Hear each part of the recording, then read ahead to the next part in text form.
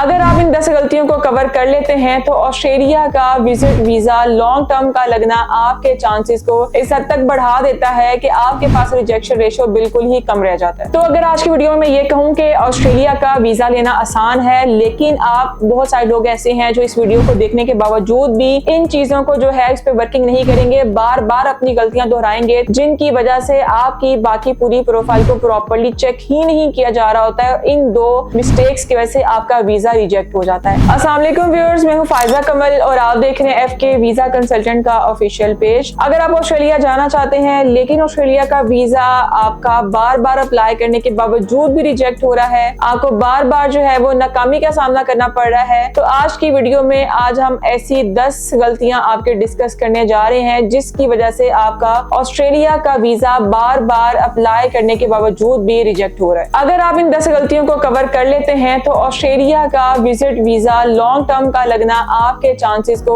इस हद तक बढ़ा देता है कि आपके पास रिजेक्शन रेशियो बिल्कुल ही कम रह जाता है। अगर आप चाहते हैं कि आपका भी ऑस्ट्रेलिया का विजिट वीजा लगे तो इस वीडियो को एंड तक लाजमी देखिएगा, क्योंकि इस वीडियो में हम आपको बता रहे हैं कि पाकिस्तान से ऑस्ट्रेलिया तक का सफर आप किस तरह कर सकते हैं। सबसे बड़ी और मेजर गलती जो आप करते हैं वो है आपका कवर लेटर, जिसको आपने प्रॉपर्ली एक्सप्लेन नहीं किया होता है, आपकी सारी डिटेल्स इसमें क्लियर नहीं होती हैं। आपका कवर लेटर जो है वो स्ट्रॉन्ग होना बहुत ही जरूरी है, यानी कि वो आपकी पूरी प्रोफाइल को कवर कर रहा हो। जितना आपका अच्छा और स्ट्रॉन्ग कवर लेटर होगा, आपके वीजा लगने के चांसेस उतने ही ज्यादा होते हैं। सेकंड पे जो हम गलती करते हैं, हमारा एक पर्पस ऑफ स्टेटमेंट क्लियर नहीं होता है, यानी कि हमारा वहां जाने का, जिस भी कंट्री में आप जाना चाहते हैं, चाहे वो ऑस्ट्रेलिया है या कोई भी अदर कंट्री है, तो आपका एक प्रॉपर पर्पस क्लियर नहीं होता है कि आपने पाकिस्तान से उस कंट्री के लिए में किस वजह से जाना है। ये दो वो ऐसी गलतियां हैं कि जिसकी वजह से आपकी पूरी प्रोफाइल जो है वो एक तरह से जीरो हो जाती है, जिनकी वजह से आपकी बाकी पूरी प्रोफाइल को प्रॉपर्ली चेक ही नहीं किया जा रहा होता है। इन दो मिस्टेक्स की वजह से आपका वीजा रिजेक्ट हो जाता है। थर्ड पे हम डिस्कस कर रहे हैं कि एक ऐसी गलती जिसको मैं बार बार अपनी हर वीडियो में बयान करती हूँ कि अपनी बैंक स्टेटमेंट को बहुत अच्छा और स्ट्रॉन्ग रखें। जितनी स्ट्रॉन्ग आपकी बैंक स्टेटमेंट होगी, वीजा लगने के चांसेस उतने ही ज्यादा होते हैं। फोर्थ नंबर पे हम जो मिस्टेक करते हैं कि हमारी बैंक स्टेटमेंट तो होती है, लेकिन हमें पता नहीं होता है कि बैंक स्टेटमेंट को किस तरह का काउंट किया जाता है, यानी कि उसमें आपकी ट्रांजैक्शंस जो हैं वो क्लियर नहीं होती हैं, जिसकी वजह से भी आपका जो है वो वीजा रिजेक्ट होने के चांसेस होते हैं। यानी कि आपको अपनी बैंक स्टेटमेंट का प्रॉपर ट्रांजैक्शंस और मेंटेनेंस के साथ बैलेंस शो करवाना होता है। फिफ्थ नंबर पे जो हम मिस्टेक करते हैं वो भी आपके बैंक स्टेटमेंट से रिलेटेड ही है कि आप अगर अपने डॉक्यूमेंट्स को, जिस तरह आपको पता है कि ई वीजा है, अपने बैंक स्टेटमेंट को आप प्रॉपर्ली क्लियर करके स्कैन नहीं कर रहे होते हैं, अपलोड नहीं कर रहे होते हैं, उसका जो है आपका क्लोजिंग बैलेंस जो है वो क्लियर नहीं होता, यानी कि आपको लग रहा होता है कि मेरी ट्रांजैक्शंस बहुत अच्छी हैं, मेरा इन भी बहुत अच्छा हो रहा है, आउट भी बहुत अच्छा जा रहा है, लेकिन आप स्किप कर देते हैं अपनी मेन चीज, वो है आपका क्लोजिंग बैलेंस, कि आपको अपने क्लोजिंग बैलेंस में कम से कम 12-15 लाख तक जो है वो बैलेंस मेंटेन करना होता है, जिसके बाद आप जो है वीजा के लिए अप्लाई कर सकते हो। लेकिन अगर आप 12-15 नहीं कर सकते हैं तो भी कोई परेशानी की बात नहीं है, 8 से 10 लाख भी आप शो करवाएं, लेकिन प्रॉपर और ट्रांजैक्शंस और मेंटेनेंस के साथ शो करवाएं। 6 नंबर पे आपकी जो मिस्टेक होती है वो है आपके इनकम्प्लीट डॉक्यूमेंट, जिसकी वजह से आपका वीजा रिजेक्ट हो जाता है। इनकम्प्लीट से मतलब है कि आपको अपने पूरे ही डॉक्यूमेंट्स कंप्लीट करने होते हैं, आपका passport, ID card, FRC, MRC, pictures, आपकी बैंक स्टेटमेंट, आप जॉब कर रहे हैं तो उसके कंप्लीट डॉक्यूमेंट साथ अटैच करें, बिजनेस कर रहे हैं तो उसके कंप्लीट डॉक्यूमेंट साथ अटैच करें, तो ही आप ऑस्ट्रेलिया का वीजा हासिल कर सकते हैं। 7th नंबर पे जो हम गलती करते हैं वो होता है हमारा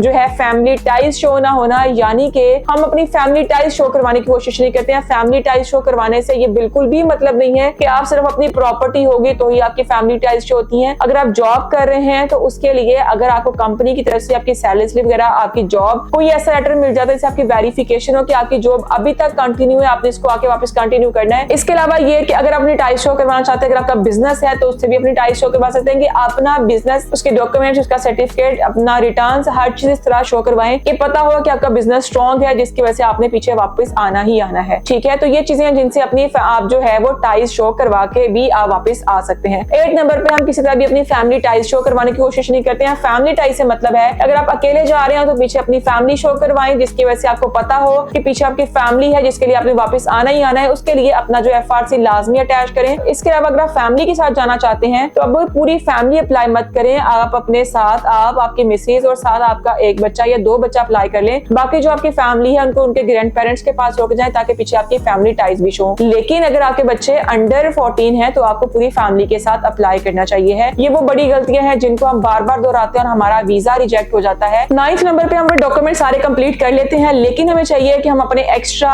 जो हमारे सपोर्टेड डॉक्यूमेंट्स होते हैं उन पे भी वर्किंग करें। यानी अगर आपके पास कुछ एसेट्स हैं उनको शो करवाएं, चाहे वो किसी भी तरह के हो। उसके अलावा अगर अपने हेल्थ वगैरह के डॉक्यूमेंट्स आप शो करवा सकते हैं, पोलियो या कोविड है, अपना कैरेक्टर शो करवाने के लिए कैरेक्टर सर्टिफिकेट या पुलिस सर्टिफिकेट जिसको भी कहते हैं, वो भी अपने डॉक्यूमेंट्स आप साथ अटैच करें ताकि आपकी फाइल जो है मजीद स्ट्रॉन्ग हो। लास्ट नंबर पे 10th नंबर पे हम डिस्कस करने जा रहे हैं कि जितने सारी हमने जो है वो पॉइंट्स डिस्कस किए हैं, मिस्टेक्स डिस्कस की हैं, आपने जितने भी मैंने डॉक्यूमेंट्स आपको बताए हैं, इनमें सबसे बड़ी जो गलती होती है जिसको मैं 10th नंबर पे लास्ट पे डिस्कस करने जा रही हूँ, वो है कि जितने भी आपके साथ डॉक्यूमेंट्स होते हैं, आपको पता है कि आपका ई वीजा है, किसी भी तरह का आपका इंटरव्यू नहीं है कि अगर आप वीजा ऑफिसर के सामने अपनी सारी डिटेल्स उसको क्लियर करके बता सकें। इसीलिए आपको अपने डॉक्यूमेंट्स प्रॉपर क्लियर और इस तरह आपके स्कैन होने चाहिए कि एक एक लफ्ज आपकी पूरी प्रोफाइल का आपके डॉक्यूमेंट्स का पढ़ा जाए। तो इनको आपने कवर करना है तो ही आप ऑस्ट्रेलिया का वीजा हासिल कर सकते हैं। इन आज की वीडियो में जो मैंने आपके साथ ऐसी 10 मेजर मिस्टेक्स डिस्कस की हैं, अगर आप इन पे वर्क कर लेते हैं, इनको कवर कर लेते हैं, इन चीजों को आप कंप्लीट कर लेते हैं, तो आप भी ऑस्ट्रेलिया का विजिट वीजा हासिल कर सकते हैं। लेकिन अगर इनमें से आप कोई एक भी मिस्टेक करते हैं, किसी तरह का कोई एक भी फेक पेपर लगाते हैं, तो आपको सिर्फ वीजा रिजेक्ट नहीं होगा बल्कि आपको बैन लगने का खतरा भी होता है। तो अगर आज की वीडियो में मैं ये कहूं कि ऑस्ट्रेलिया का वीजा लेना आसान है, लेकिन आप बहुत सारे लोग ऐसे हैं जो इस वीडियो को देखने के बावजूद भी इन चीजों को जो है इस पे वर्किंग नहीं करेंगे, बार बार अपनी गलतियां दोहराएंगे, तो ऑस्ट्रेलिया का वीजा लेना आपके लिए वाकई में ही मुश्किल हो जाएगा। लेकिन अगर आप चाहते हैं कि आपसे किसी भी तरह की कोई मिस्टेक ना हो, आपको कोई बंदा प्रॉपरली गाइड करे या आपकी फाइल जो है वो बहुत ही अच्छे तरीके से कवर लेटर के साथ, पर्पस ऑफ विजिट के साथ, अच्छे डॉक्यूमेंटेशन के साथ, अच्छी प्रेजेंटेशन के साथ और प्रॉपर जो है वो उसके